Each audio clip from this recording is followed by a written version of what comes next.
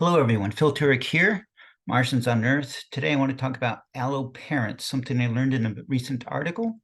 And what does that mean? Well, allo is a word that means other.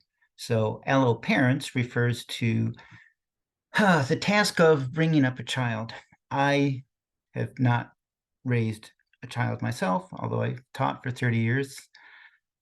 The article, it's in NPR, says, well, basically, you've heard the saying, it takes a village to raise a child. And I've heard it said that I know of a child that's been able to raise a village, but that's someone else. All right. So there was a study done, and this article is a recent one about how many caregivers does it really take to take care of one child in a remote society. Here in the United States, we basically put the whole burden on the mom, and she's on her own to figure it all out. Particularly if she's a new mom, it can be very, very rough. But here's what they observed in a society in Africa, that each child had basically 15 to 20 caregivers. And out of that, there were 8 of them who were really hands-on doing the, touching the child, caring for them intimately. So that is perhaps how a community should function to raise a newborn child. Now, what is that implication for us? So I had suggested in a previous video that the Martian population, this first settlement, 53 full-time residents, 12 visitors, be this age group demographics that you see here. So no newborn children, and therefore this is something that could work as is. Now, one of the other team members came up with something a little different. Instead of 12 to 18-year-old, it was 10 to 18-year-old, and skewed more towards families with children. And then beyond that, 6 of the younger single adults, then some older singles, and the rest basically married couples. So again, bringing the 12 visitors, this brings it up to 65 people total. Now, mathematically speaking, suppose it really does take 8 hands-on caregivers to help care for a child. So here's the implications for a Martian settlement. If I only have 53 full-time residents, and it takes 15 caregivers per newborn child, then the first humans born on Mars is going to be a pretty small sample size cohort of newborn babies, approximately 3, if we went with this rule of thumb here that was from a study carried out in a remote society in Africa.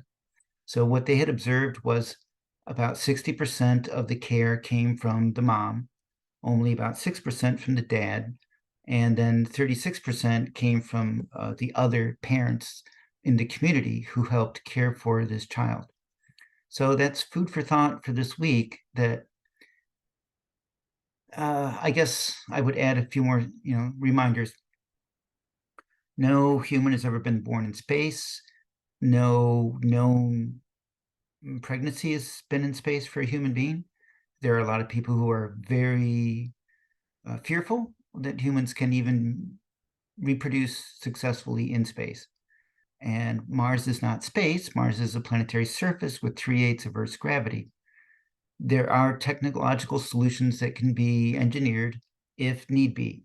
We can have an entire colony spinning like as if it were in a huge centrifuge to create 1 g of gravity, 1 Earth gravity simulated between the natural component of Mars's gravity vector plus the centripetal force of a spinning colony or settlement.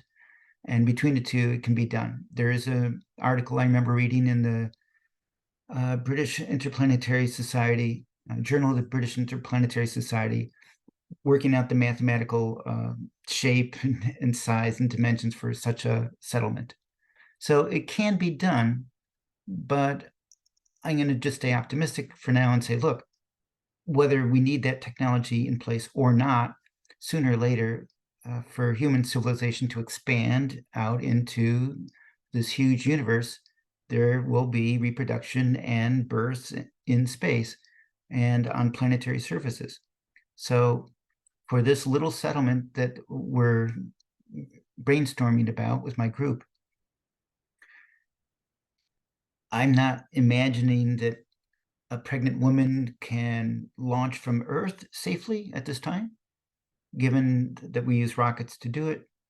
I'm not imagining that anyone really wants to do the trip from Earth to Mars, which is 6 to 8 months, while being pregnant, just because radiation shielding is a fear.